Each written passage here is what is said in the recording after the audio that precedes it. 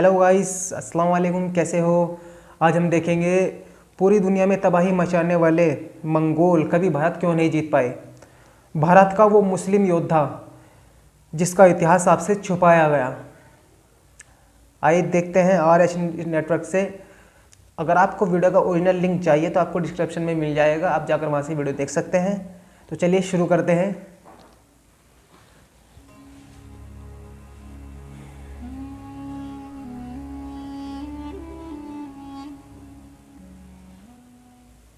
दोस्तों, मंगोलों को कौन नहीं जानता। शायद ही आज कोई ऐसा इंसान इस दुनिया में मौजूद होगा कि जो हिस्ट्री में इंटरेस्ट रखता होगा लेकिन मंगोलों के बारे में नहीं जानता होगा। मंगोल कौम वो जालिम कौम थी कि जो 12वीं सदी के आखिर में अपने एक सरदार जिसका नाम चंगेज खान था उसकी सिपह सालारी में पूरी दुनिया जीतने के ख्वाब लेकर निकली थी। और शायद मंगोलों का ये ख्वाब पूरा भी हुआ। मंगोलों ने 100 साल से भी कम वक्त में उस दौर की दुनिया की सबसे बड़ी सल्तनत कायम कर दी थी। इतना ही नहीं, मंगोलों की वो कायम की हुई सल्तनत इतनी बड़ी थी कि आज तक इतने साल गुजरने के बाद भी वो मंगोल सल्तनत दुनिया की दूसरी सबसे बड़ी सल्तनत मानी जाती है। दोस्तों, आप स्क्रीन पर मौजूद इस मैप को देखिए। ये मंगोल एम्पायर का मैप है। इसमें हम साफ तौर पर ये देख सकते हैं कि वो चंगेज खान कि जो शुरू में तो सिर्फ उस चाइना को ही फतह करने का ख्वाब देखा करता था, जो चाइना उससे हर चीज़ में कई गुना बड़ा था। लेकिन जब वो अपने से कई गुना बड़े और ताकतवर चाइना को जीतने में कामयाब हो गया तो उसके हौसले इतने ज़्यादा बुलंद हो गए कि वो चाइना से सीधा यूरोप की तरफ निकल पड़ा और रास्ता में आने वाले हर शहर को फतह करता चला गया, हर शहर में तबाही मचाता चला गया। और फिर कुछ वक्त के बाद आखिरकार वो दिन भी आ गया कि जब चंगेज खान और उसकी औलादों की मेहनत की वजह से उसकी ये सल्तनत चाइना से लेकर यूरोप तक फैल गई। यानी आसान लफ्ज़ों में कहें तो आधी दुनिया पर इनका राज हो गया था। और ये सब कुछ मुमकिन हो पाया था इनकी जंगली और जालिम किस्म की फौज की वजह से। इसकी फौज इतनी जालिम थी कि वो जिस इलाके को भी जीत लिया करती थी उस इलाके में भरपूर तबाही मचा दिया करती थी। शहर को आग लगा दी जाती थी। शहर में रहने वाले किसी भी इंसान को नहीं बख्शा जाता था। यहाँ तक कि बच्चे, बूढ़े, औरतों पर भी ये लोग रहम नहीं किया करते थे। बल्कि हैरानी की बात तो ये थी कि ये जीते गए इलाके के जानवरों तक को नहीं बख्शते थे और उस इलाके के सारे खेतों, सारी हरियालियों में आग लगा दिया करते थे। यानी ये लोग किसी भी शहर को इस मकसद से नहीं जीता करते थे कि शहर को जीतने के बाद वो लोग इस शहर में एक अच्छी सल्तनत कायम करेंगे, बल्कि इनका मकसद सिर्फ और सिर्फ एक ही हुआ करता था और वो ये था कि उस शहर के सारे माल को लूट लेना और उस शहर में रहने वाले हर इंसान को कत्ल कर देना। दोस्तों, सिर्फ इतना ही नहीं, ये लोग जंग जीतने के बाद सिर्फ अपने मज़े यानी मनोरंजन के लिए मारे गए लोगों की खोपड़ियों के मीनार बनाया करते थे। चाइना और उस जैसी उस दौर की मजबूत रियासतों के साथ साथ उस दौर की सबसे डेवलप सिटी यानी बगदाद में इन लोगों ने ऐसी तबाही मचाई थी कि जिस तबाही का अंदाज़ा आज भी आप लोग उस शहर में जाकर लगा सकते हैं। एक बार मंगोल जिस बड़े शहर पर हमला कर दिया करते थे वो उनकी तबाही की वजह से 200-300 साल पीछे चला जाया करता था। यानी हम लोग ये कह सकते हैं कि उस दौर में खौफ और डर का दूसरा नाम ही मंगोल था। मंगोलों का नाम सुनते ही लोग कांपने लगते थे। लेकिन दोस्तों, अब सवाल ये है कि आखिर वो मंगोल कौम कि जिसने आधी से ज़्यादा दुनिया को जीता और आधी से ज़्यादा दुनिया में तबाही मचाई, वो आखिर कभी हिंदुस्तान पर कब्जा क्यों नहीं कर पाई, हालांकि हिंदुस्तान तो उनके बिल्कुल करीब में था।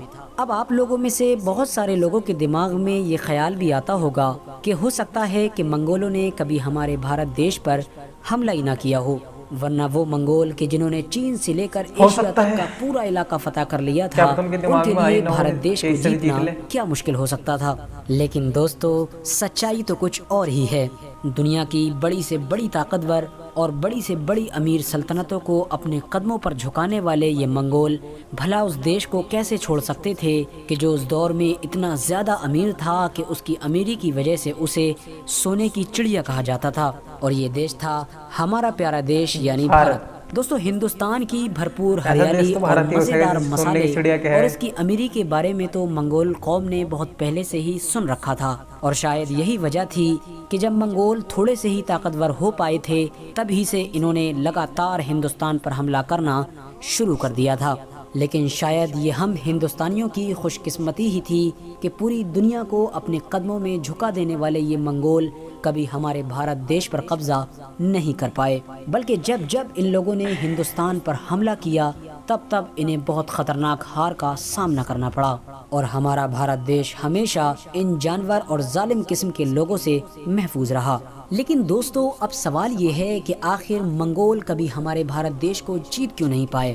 آخر وہ کون انسان تھا کہ جو پوری دنیا میں تباہی مچانے والی منگول فوج اور ہمارے دیش بھارت کے بیچ میں ایک دیوار بن کر کھڑا ہو گیا تھا، اور منگول لاکھ کوششوں کے باوجود بھی کبھی اس انسان کو اپنے راستے سے نہیں ہٹا پائے تھے؟ تو دوستو، میں بات کر رہا ہوں 1296 عیسوی میں دہلی سلطنت کے تخت پر بیٹھنے والے سلطان کی، جنہیں آج دنیا سلطان علاء الدین خلجی کے نام سے جانتی ہے۔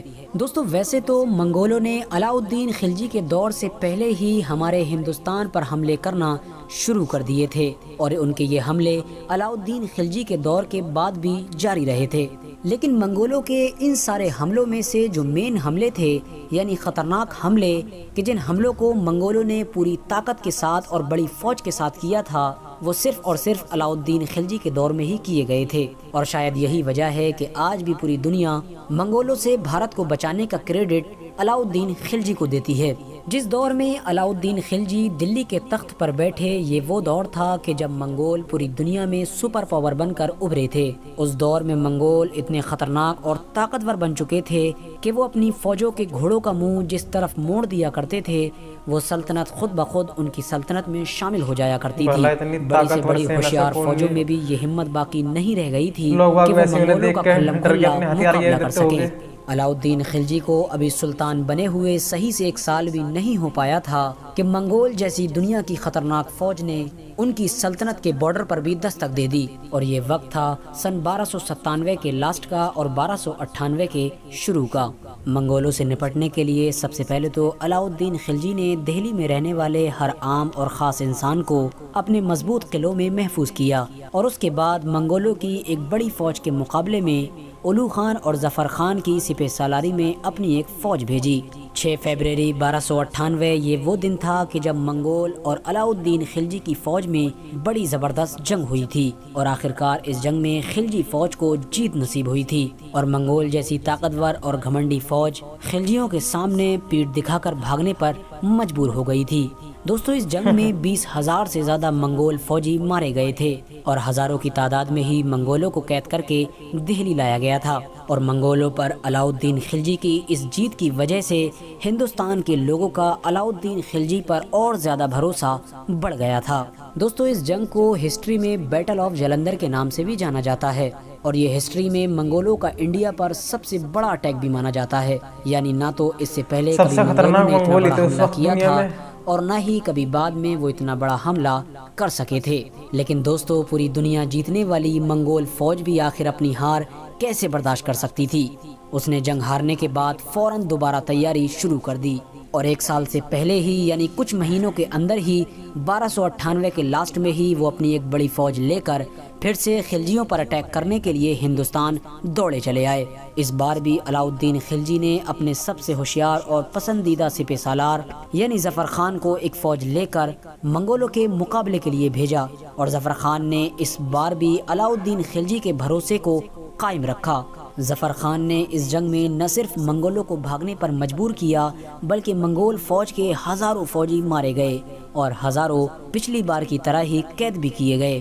لیکن شاید گھمنڈی اور طاقتور منگول فوج نے بھی یہ سوچ رکھا تھا کہ وہ ہندوستان کو جیتے بغیر چین سے نہیں بیٹھے گی، اور شاید یہی وجہ تھی کہ وہ دوسری جنگ ہارنے کے بعد بھی صرف کچھ ہی مہینے کے اندر یعنی 1 سال سے بھی پہلے تیسرا اٹیک کرنے کے لیے ہندوستان میں گھستے چلے آئے۔ لیکن اس بار علاء الدین خلجی کے لیے حالات شاید اتنے اچھے نہیں تھے، کیونکہ علاء الدین خلجی کی فوج اس کی سلطنت میں الگ الگ حصوں میں بٹی ہوئی تھی، اور شاید یہی وجہ تھی کہ علاء الدین خلجی نے اپنے کمانڈر یعنی سپہ سالار ظفر خان کو یہ حکم جاری کیا تھا کہ جب تک میرا حکم تمہیں نہ ملے جب تک تم منگولوں پر اٹیک نہ کرنا، کیونکہ علاء الدین خلجی سمجھ چکے تھے کہ اس وقت منگولوں سے لڑنے کی بجائے انہیں صرف روکے رکھنا ہی بہتر ہوگا، لیکن ظفر خان نے علاؤالدین خلجی کی بات کو نظر انداز کرتے ہوئے منگول فوج پر حملہ کر دیا۔ ظفر خان کا یہ حملہ اتنا زبردست تھا کہ کچھ گھنٹوں کے اندر ہی 5000 سے زیادہ منگول فوجی مارے گئے اور سینکڑوں فوجی قیدی بھی کر لیے گئے،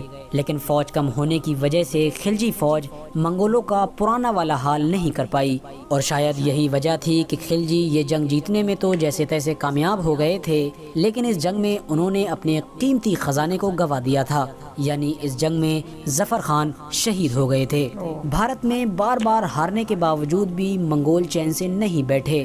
3 بار لگاتار خلجی سے ہارنے کے باوجود بھی 1303 میں انہوں نے چوتھی بار اٹیک کیا، اور کہا جاتا ہے کہ اس بار تو منگول فوج نے بڑی چالاکی سے کام لیا اور بھارت کے اندرونی راستوں سے ہوتے ہوئے دہلی تک جا پہنچے، لیکن دہلی تک پہنچ جانے کے باوجود بھی منگول کامیاب نہ ہو سکے، اور آخرکار منگولوں کو ایک بار پھر علاؤالدین خلجی کے سامنے گھٹنے ٹیکنے پر مجبور ہونا پڑا تھا۔ اس کے بعد 1305 میں خلجی سلطنت پر منگولوں کی طرف سے 5واں اٹیک کیا گیا۔ خلجی نے اس بار بھی بڑی زبردست تیاری کر رکھی تھی۔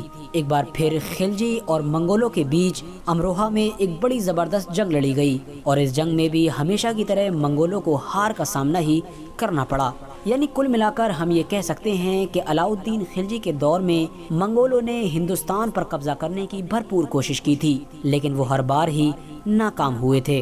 یعنی ہمارے بھارت دیش کو منگولوں سے ہمیشہ محفوظ رکھنے کا کریڈٹ صرف اور صرف سلطان علاؤالدین خلجی کو ہی جاتا ہے، مگر افسوس آج کے دور میں کچھ فرضی کہانی اور موویز کے ذریعے سے اس بہادر اور ہوشیار اور عظیم الشان سلطان کو ایک عیاش اور قاتل بادشاہ کے طور پر دکھانے کی کوشش کی جاتی ہے، اور بدقسمتی سے کچھ لوگ ان لوگوں کے بہکاوے میں بھی آ جاتے ہیں۔